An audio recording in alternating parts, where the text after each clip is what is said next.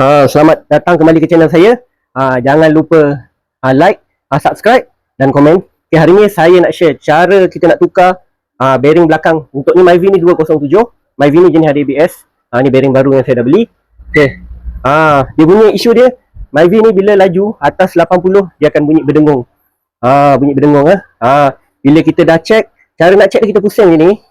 Bila ada kasar je, kasar je ni, selalu bearing. Macam bearing baru ni, bila kita pusing, nampak dia lembut, tak ada bunyi. Tu cara kita nak check bearing ke mana. Pastikan jack kereta. Lepas tu jangan lupa letak stand safety first. Nak buka ni, dah buka tayar semua. Untuk drum ni, ada dua cara. Kadang-kadang kita boleh ketuk je ni, dia boleh keluar. Kalau tak pun kita boleh jack. Dia ada dua skru kat sini. Kalau boleh ketuk, kiri kanan macam ni. Yang kuat-kuat, sampai dia longgar, lepas tu tarik. Keluarkan. Okay, macam ni. Okay, lepas kita dah keluarkan, lagi satu kita kena ada special tool, Allen key ni, T55.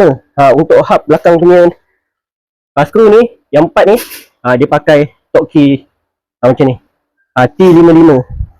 Ni kena ada. Okay, jom kita buka dulu. Okay, untuk skru T55 saya cakap tu ni belakang ni, dia ada 4, 1, 2, 3 dan 4 je ni. Okay, kita buka dulu. Okay, saya akan buka skru tu guna cordless impact ni. Yang ni 800 Nm, jadi sesuai untuk kerja heavy. Okay, jom kita buka dulu. Okay, bismillah. Okay, 1, okay, 2,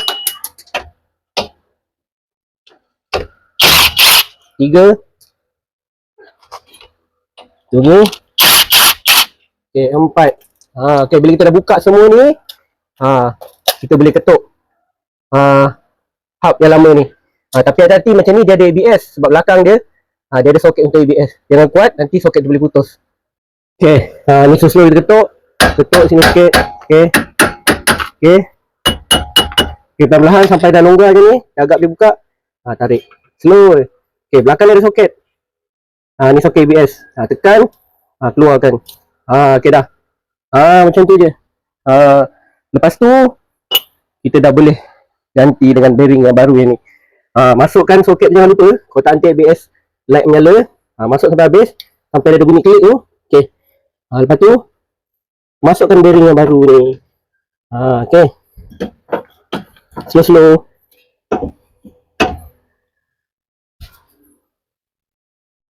Dah masuk. Kita boleh pasang skru balik. Okay, kalau dia tak boleh masuk ni, angkat sikit. Sebab cover belakang ni dia akan jatuh sikit kan. Pasang dan ikat ketat dulu. Masukkan dia 4 skru ni dulu. Sebab nanti kalau kita ketat, kita dah tak boleh naik adjust. Okay, masuk semua dulu. Okay, lepas tu masuk lagi.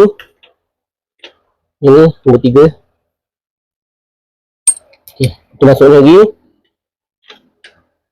Okay, okay, lepas tu kita ketatkan sikit. Nanti saya ikat pakai torque wrench tau. Okay, kita ikat sikit, boleh ketat. Okay, okay,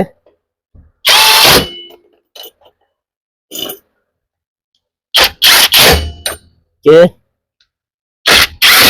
okay, dah. Kita pakai torque wrench untuk ikat 4. Saya selalu yang belakang Myvi ni saya akan pakai stok dia 80 Nm. Okay, okay, ni ikat tu sampai ada bunyi klik, dia dah sampai tu. Okay, ni. Okay, okay, okay, lepas tu check lagi sekali. Kita macam QC. Okay, double check. Okay, 6. Okay,